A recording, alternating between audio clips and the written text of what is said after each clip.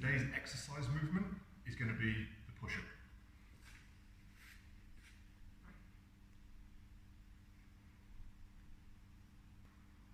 So we want to share some details with you so you can get the most out of your press-ups. If you're already doing press-ups, you might kind of hate us because you're going to be thinking you can do 100 press-ups and then you do it correctly and you won't get anywhere near those numbers in. But if you want to get the most out of the press-up and be able to control and move your body in the best possible way, then those numbers are going to drop. So let's start with the hand positioning and we'll work our way down and get these repetitions as good as we can. So we start with our hands. I want the hands splayed like this so you've got a little bit more base on the ground. They're going to go underneath your shoulders. My fingertips are underneath my shoulders and they're directly down, not out to the side, they're underneath my shoulders. Now my elbows have to turn in slightly, so I'm rotating them in here, so you get that little bit of tension here. That means my arms will go back at an angle. So one way we try and describe this is instead of making a T with our body here, we make an arrow shape here. So we've got that arrow point with the upper body. Once I get into my position, I want to get some tension through the body. So I'm going to grip my buttocks and I'm going to pull my abs in and keep a good locked position. So as Cole says, this is essentially a plank position that I'm just lowering using my arms. So I want that good kind of plank tension in my body.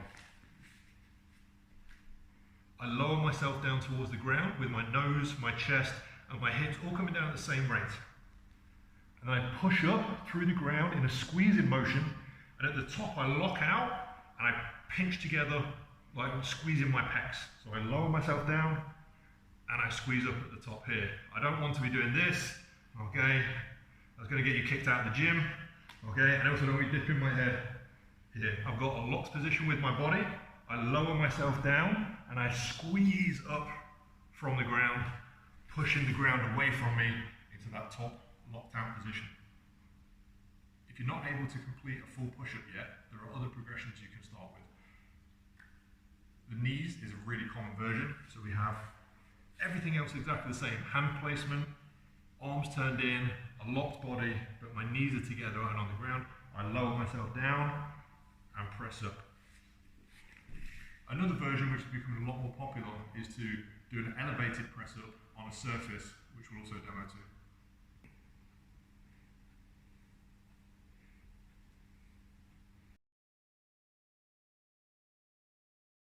Today's grappling movement is going to be the bridge, and we're going to cover two versions. We're going to cover a straight bridge, and we're going to cover a corner bridge.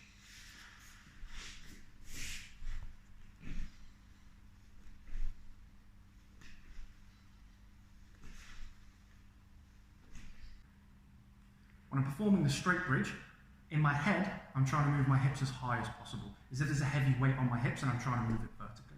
To do that, I need a nice straight line from my feet to my knees to my hips. So I make sure that my feet land nice and neutral, are roughly hip width apart.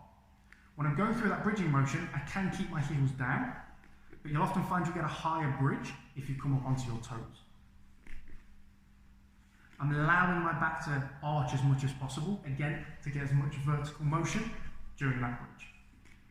Now with the corner bridge, the lower half stays almost exactly the same. It's the upper half that changes. I'm going to move my head off the center line and look in the direction that I'm bridging. And again, I perform that same vertical motion with the hips, coming up onto my toes, but now I'm going to come up onto one shoulder. And again, I'm trying to arch the back as much as possible while I'm driving through the toes.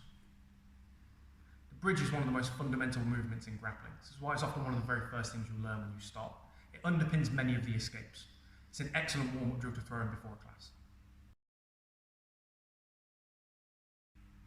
Today's movement for striking is going to be a basic hip twist exercise.